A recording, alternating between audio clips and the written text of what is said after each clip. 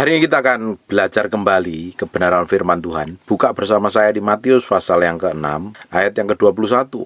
Karena di mana hartamu berada, di situ juga hatimu berada. Sekarang buka bersama saya di Lukas pasal yang ke-12, ayat yang ke-34. Karena di mana hartamu berada, di situ juga hatimu berada. Ada dua ayat ngomong yang sama. Kalau Alkitab ngomong ada dua ayat yang sama, artinya itu penting sekali. Ini yang harusnya kita benar-benar taruh di dalam hati kita firman ini. Hari ini, kemana hati kita berada? Ternyata, apa yang kita anggap paling penting di dalam diri kita, disitulah hati kita berada. Kalau hartamu berada, harta yang paling penting itu apa di dalam yang kita anggap penting hari ini? Bisa juga karena itu pelayanan, bisa juga hobi, bisa juga apapun juga yang kita anggap penting dalam kehidupan kita, itu yang akan kita utamakan, termasuk Tuhan. Kalau harta kita yang utama adalah pribadi Tuhan dan Tuhan sendiri yang menjadi salah satu sumbernya, maka hati kita akan condong ke sana.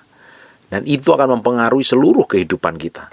Apa yang terpenting dalam hidup kita, itu akan menentukan motivasi hati kita, tujuan hidup kita, arah kita seperti apa, tindakan kita seperti apa.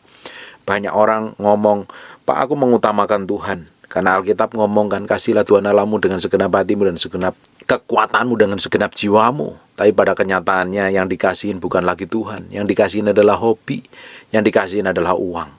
Kalau bagaimana? Kalau yang kita kasih, yang kita cintai adalah uang, pasti hati kita di sana. Orang itu akan terlihat kemurnian hatinya dengan berjalannya waktu. Yang paling utama dalam hidupnya itu apa? Tuhan atau uang? Hari ini banyak orang melayani karena tujuannya adalah uang. Karena dipikir uang adalah segala-galanya. Kalau awalnya masih murni, lama-lama melihat uang mengalir begitu kuat, lama-lama hatinya melenceng dan jauh daripada Tuhan. Saya temukan banyak hamba Tuhan yang hatinya hari ini nempelnya ke uang. Jadi tidak jauh beda apa yang terjadi dengan Bileam. Ada beberapa kejadian di dalam Alkitab itu terulang berkali-kali. Sampai lebih dari 3 kejadian. Yang pertama Bileam. Bileam adalah hamba Tuhan yang diurapi. Kata-kata nubuatannya itu begitu berkuasa dan powerful sekali. Tapi hatinya cenderung kepada upah. Sehingga dia memberi saran untuk berzina. Dan akhirnya apa Bapak Ibu? Bangsa Israel berurusan langsung dengan Tuhan. Itu karena nasihat Bileam. Nasihatnya jahat sekali. Sebenarnya tujuannya untuk satu, upah, uang. Yang kedua adalah Gehasi. Gehasi adalah orang yang ngikut hamba Tuhan.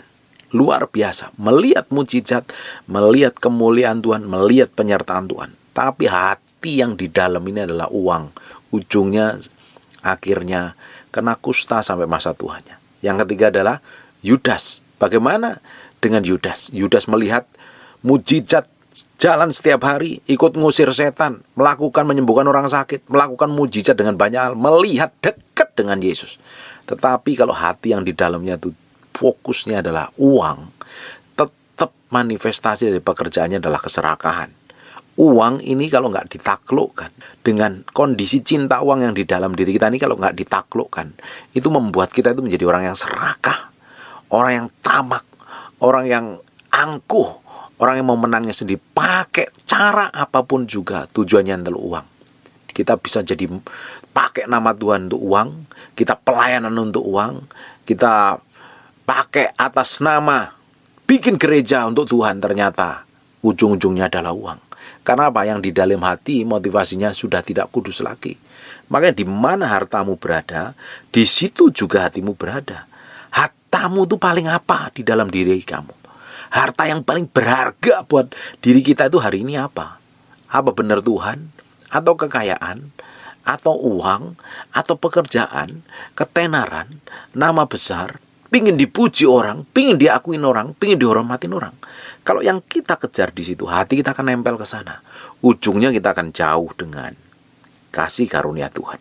Sekarang buka bersama saya di Matius pasal yang ke-13 ayat yang ke-4. Ini perumpamaan tentang harta terpendam dan mutiara yang berharga. Hal kerajaan surga itu seumpama harta yang terpendam di ladang, yang ditemukan orang lalu dipendamnya lagi. Oleh sebab itu sukacitanya pergilah ia menjual seluruh miliknya, lalu ia membeli ladang itu. Padahal dia kalau dia nggak jujur, dia bisa aja diambil aja itu harta terpendamnya. Kalau itu berlian bisa diambil, kalau hartanya kecil diem aja. Tapi kalau hartanya banyak, ya mau nggak mau dia harus beli tanah itu. Demikian juga hal kerajaan surga itu seumpama seorang pedagang mencari mutiara yang indah. Setelah ditemukannya mutiara yang sangat berharga, ia pun pergi menjual seluruh miliknya lalu membeli mutiara itu. Apa yang dia milikin, tanahnya dijual, hartanya dijual hanya untuk membeli ladang itu supaya dapatin harta yang terpendam di dalam tanah itu. Sekarang yang kita mau utamakan apa? Kita tinggalkan semua kedagingan dan hawa nafsu kita, benar-benar untuk ikut Tuhan, untuk berjalan dalam kebenaran Tuhan, mengikutin apa yang Tuhan mau, atau kita ngikutin apa yang kita mau. Nanti waktu akan membuat semuanya terbukti jelas. Kalau hati kita itu uang, ujungnya pasti kita akan menjadi orang yang tamak dan jahat dan serakah, nggak peduli dengan Tuhan. Yang penting uang. Bahkan kalau bikin gereja pun tujuannya hanya untuk mendapatkan kekayaan, tujuannya untuk mendapatkan uang. Karena apa? Fokusnya duit. Kalau sudah begitu, nanti memanfaatkan jemaat. Beda dengan orang yang pingin Tuhan, rindu dengan Tuhan, pingin semua orang mengalami Tuhan melalui hidupnya. Yang dikejar adalah pribadi Tuhan. Tergantung yang paling berharga dalam hidup kita itu apa hari ini. Apa yang paling kita anggap paling berharga. Disitulah hati kita berada. Disitulah seluruh kehidupan kita akan kita fokuskan ke sana. Tujuannya, kalau itu bukan Tuhan, adalah perbuatan daging. Kalau itu bukan kehendak Tuhan, adalah perbuatan daging. Suatu hari, semua pekerjaan kita akan diuji dengan api. Kalau didapatin tercampur dengan daging, pekerjaan roh bercampur dengan pekerjaan daging, ya tidak dapatin sempurna, akan terbakar oleh api. Harusnya kita merindukan Tuhan itu melebihi seorang yang menemukan harta terpendam dan dijual tanahnya semuanya hanya untuk membeli tanah tersebut karena di dalamnya harta terpendam. Siapa itu? Kerajaan surga, kebenaran. Tetapi banyak orang menjual harga dirinya, emosinya, egonya, hidupnya untuk mendapatkan kekayaan yang sia-sia, bukan pribadi yang kekal dan abadi itu. Amin. Saya jadi teringat dengan apa yang dilakukan oleh Simon Petrus. Dan Yesus ngomong kepada Simon Petrus di Yohanes pasal yang ke-21 mulai ayat yang ke-15. Sudah sarapan, Yesus berkata kepada Simon Petrus, "Simon, anak Yohanes, apakah engkau mengasihi aku lebih daripada mereka ini?" Jawab Petrus kepadanya, "Benar Tuhan, engkau tahu bahwa aku mengasihi engkau." Dan kata Yesus kepadanya, "Gembalakanlah domba-domba aku." Ini bukan hanya sekedar gembala, tapi memberi makan. Pertanyaan yang kedua juga sama di ayat yang ke-16. Gembalakanlah domba-dombaku, suruh rawat dombanya. Ayat yang ke-17 juga ngomong, gembalakan dulu, kasih makan, dirawat, dikasih makan. Tapi banyak orang hari ini melayani hanya untuk uang. Bukan mengasih makan jemaatnya, bukan kasih makan domba-dombanya, tapi dombanya nggak dikasih makan, dombanya dibiarkan kelaparan, dombanya yang dipaksa ngasih makan gembalanya. Ini udah kebalik. Kalau kita ini melayani karena uang, tujuannya uang, kita bisa pakai cara apapun untuk mendapatkan keuntungan. Dan itu jahat di mata Tuhan. Uang dan hati kita ini kalau nggak beres akan nempel. Kita akan bisa disetir karena kita cinta akan uang, disetir awalnya murni. Tiba-tiba hati kita itu berbelok jauh dari kasih karunia Tuhan. Kita pikirkan adalah keuntungan pribadi, keuntungan golongan, ketamakan. Bisa pakai nama Tuhan, tapi sebenarnya untuk keuntungan pribadi kita. Harusnya hidup kita semakin hari semakin kenal Tuhan, hati kita semakin murni, semakin ngerti maksud dan tujuan Tuhan. Hari ini yang kita kejar adalah pribadi Tuhan dan perkenanannya. Kita mau belajar hidup berkenan, melakukan setiap kehendaknya, tepat seperti apa yang Tuhan mau. Bukan mau kita sendiri. Buat apa hari ini kita melakukan segala sesuatu, toh ujungnya kalau kita ditolak Tuhan dan tidak berkenan di hadapan Tuhan, akan menjadi sia-sia belaka. Akan menjadi sia-sia belaka. Hari ini kita kejar kekayaan, kita kejar nama besar, kita kejar pengakuan orang, kita kejar segala sesuatu yang sifatnya sementara, bukan dari kekekalan. Dan tiba-tiba kita nggak pernah tahu, tiba-tiba dipanggil Tuhan. Kita akan berurusan dengan Tuhan. waktu setelah kematian urusannya lebih ruwet. Lebih baik kita berurusan dengan Tuhan waktu kita masih hidup seperti ini. Kita akan dimurnikan, dikuduskan, disucikan.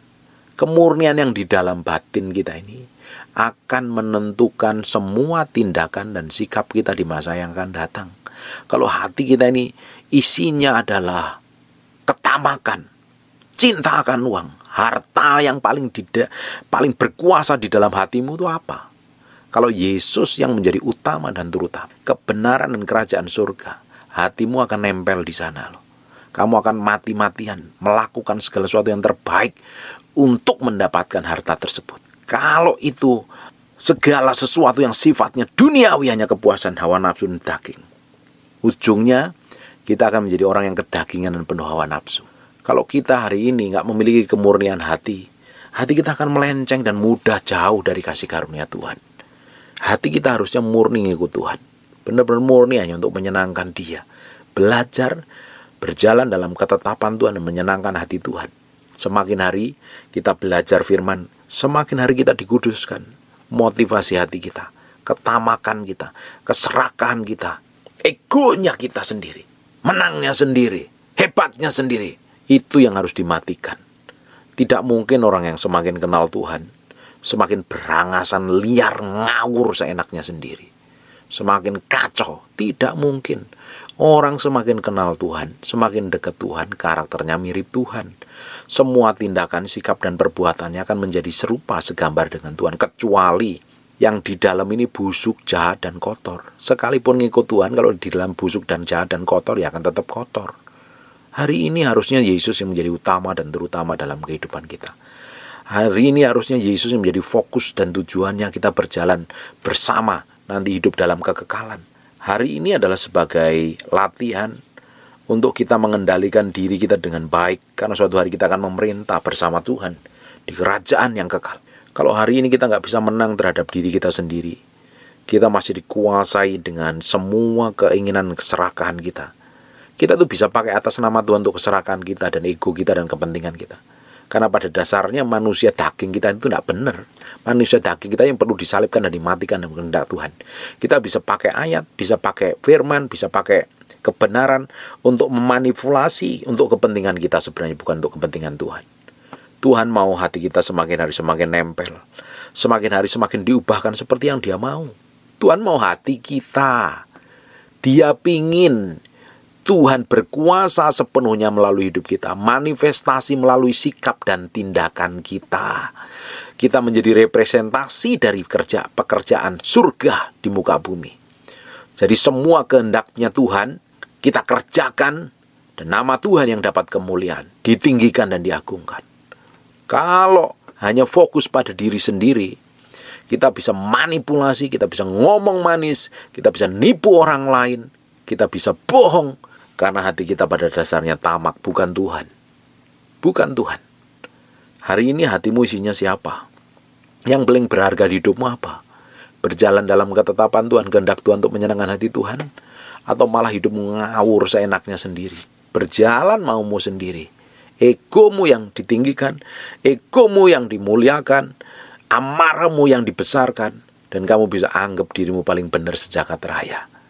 Dan ternyata tidak berkenan di hadapan Tuhan. Bapak Ibu, apapun yang kita kerjakan di muka bumi ini suatu hari akan diuji oleh api. Pekerjaan saya, motivasi saya, hidup saya, apapun yang saya lakukan suatu hari akan diuji dengan api. Kalau didapatin itu dari emas akan semakin murni. Tetapi kalau itu didapati hanya dari jerami dan kayu akan hangus terbakar tanpa sisa. Tergantung kita membangunnya hari ini bahan dasarnya apa. Yang kekal dan abadi atau yang sia-sia. Hati kita yang tahu sendiri. Hati ini yang tahu persis sebenarnya apa yang kita kerjakan, apa yang kita lakukan di hadapan Tuhan.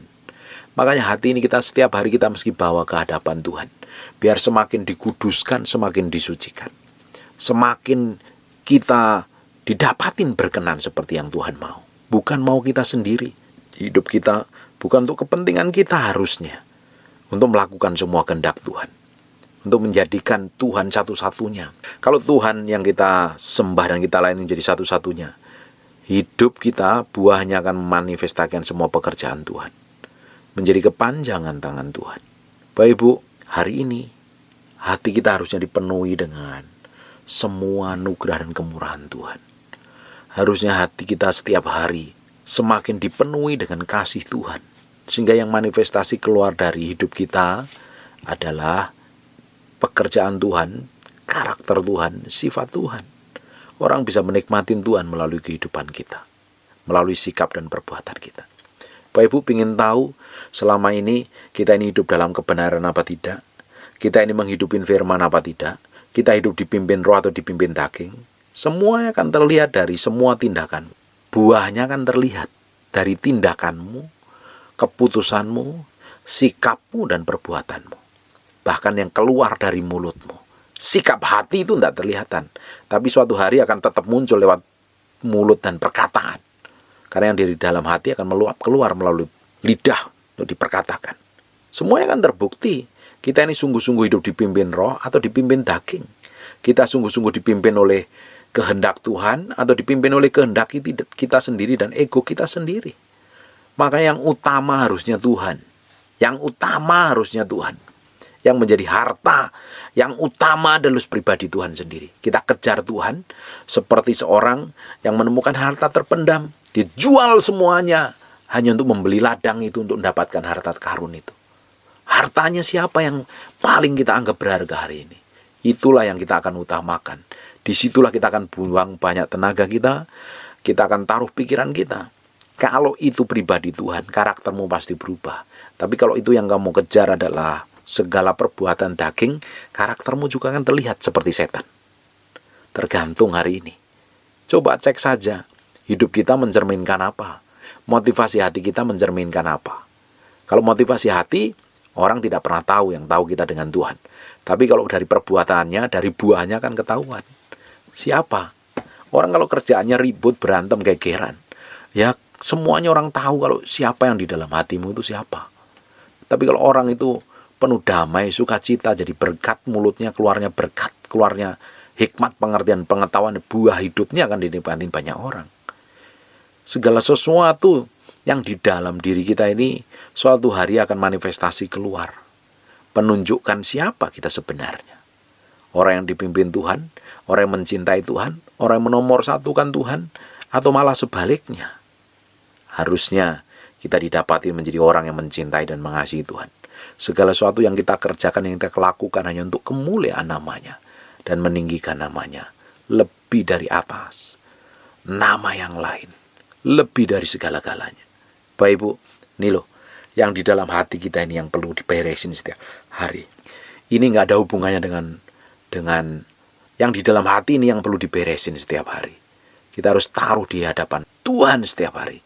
Jadi korban yang berkenan untuk menyenangkan dan meninggikan Yesus Kristus Tuhan. Hati kita ini yang harus setiap hari kita bawa dalam hadapan Tuhan. Kita persembahkan biar jadi korban yang berbau harum untuk menyenangkan Raja. Bayangkan Bapak Ibu, kalau hati kita ini penuh kebusukan, kejahatan, kemunafikan, kotor, najis, penuh luka, borok, dan berbau ketika dibakar jadi korban persembahan. Baunya amis, baunya busuk, dan tidak akan berkenan di hadapan Tuhan. Semakin hati kita serahkan di hadapan Tuhan, Tuhan akan proses, Tuhan akan bentuk, Tuhan akan murnikan, Tuhan akan cabut semua kebusukan di dalamnya. Dan ketika kita persembahkan jadi korban yang berkenan di hadapan Tuhan, menjadi bau harum yang menyenangkan namanya. Amin. Yang paling penting adalah hati kita harus nempel kepada Tuhan. Kita persembahkan untuk kemuliaan nama Tuhan tanpa terkecuali. Hati kita yang tahu hanya kita dengan Tuhan. Kita bisa tipu ke orang di sekitar kita.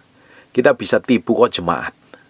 Kita bisa nipu dengan pelayanan kita yang kelihatannya hanya untuk Tuhan, padahal hanya untuk diri kita sendiri.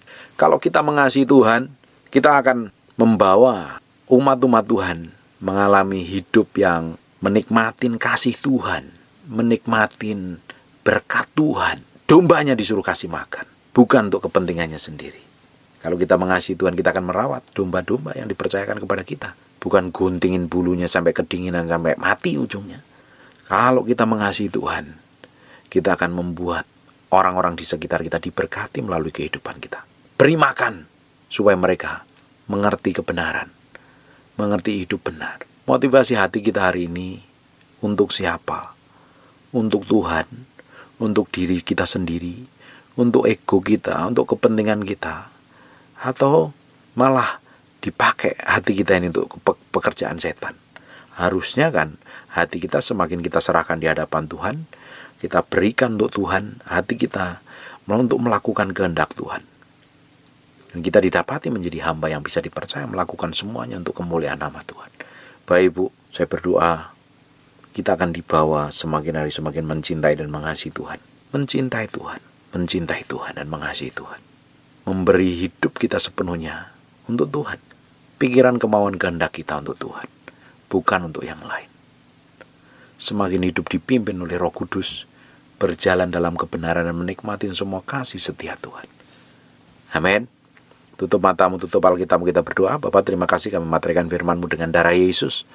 Berkati semua orang yang sedang berjuang, struggle, masih dikuasai oleh keinginan daging dan hawa nafsu. Bawa kami untuk dipimpin oleh Roh-Mu, berjalan dalam ketetapan-Mu, menikmati semua kebaikan-Mu dan anugerah-Mu Tuhan. Berkati semua orang yang mendengar firman ini. Namamu berdoa untuk orang yang sakit, Tuhan berikan kesembuhan. Oleh bilur Yesus, jadilah engkau tahir, jadilah engkau sembuh.